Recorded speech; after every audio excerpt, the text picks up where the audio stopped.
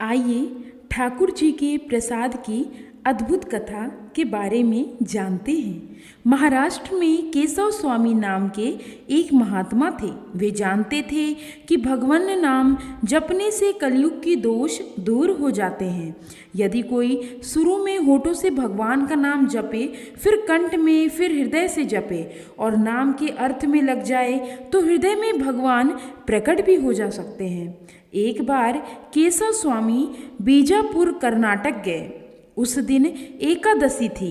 रात को केशव स्वामी ने कहा, चलो आज जागरण की रात्रि है, सब भक्त हैं तो सब प्रसाद ले आओ। अब फलाहार में क्या लें? रात्रि को तो फल नहीं खाना चाहिए। बोले सौंठ और शक्कर ठीक रहेगी, क्योंकि शक्कर शक्ति देगी और सौंठ कफ का नाश करेगी। अकेली शक्कर उपवास में नहीं खानी चाहिए।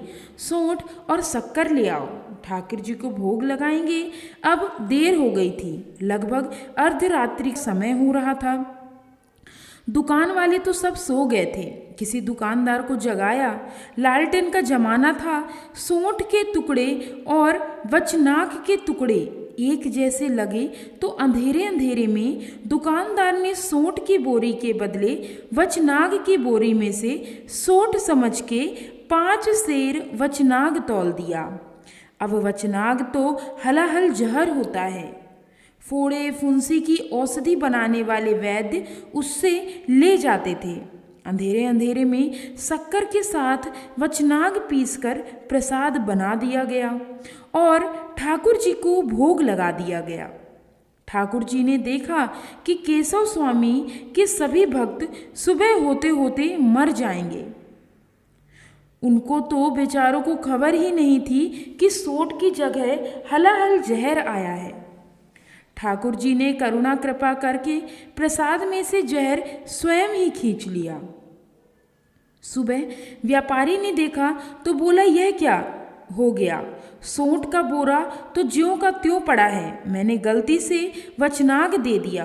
वे सब भक्त मर गए होंगे, मेरा तो सत्यानाश हो जाएगा। व्यापारी डर गया, दौड़ा दौड़ा आया और बोला, कल मैंने गलती से वचनाग तौल के दे दिया था, किसी ने खाया तो नहीं? केशव स्वामी बोले, वह तो रात को प्रसाद में बट गया। व्यापारी, कोई मरा तो नहीं? नहीं, किसी को कुछ नहीं हुआ।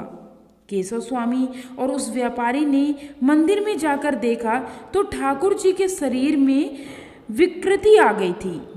मूर्ति नीलवर्ण हो गई, एकदम विचित्र लग रही थी, मानो ठाकुर जी को जहर चढ़ गया हो। केशव स्वामी सारी बात समझ गए। बोले, प्रभु आपने भाव के बल से ये जहर चूस लिया, लेकिन आप तो सर्व समर्थ हैं। पूतना के स्तनों से हलाहल जहर पी लिया और आप ज्यों के त्यों रहे। कालिया नाग के विष का असर भी नहीं हुआ, तो यह वचनाग का जहर आपके ऊपर क्या असर कर गया? आप कृपा करके इस जहर के प्रभाव को हटा लीजिए और पूर्ववत हो जाइए।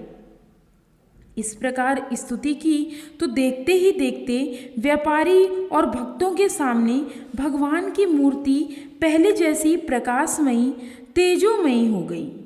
समय कैसा भी हो, स्थिति कैसी भी हो, यदि भक्त के हृदय में भगवान विराजमान है तो भक्त का आहित कभी हो ही नहीं सकता। वह तो जो मैं लीलाधारी भगवान अपने भक्तों की रक्षा हर प्रकार से करते ही हैं। जय श्री राधे राधे। दोस्तों, मेरे द्वारा बताई गई ठाकुर जी की प्रसाद की यह पावन कथा यदि आपको पसंद आई हो तो मेरे YouTube चैनल उमंग जिंदगी को लाइक, शेयर और सब्सक्राइब जरूर करें। Thanks for watching.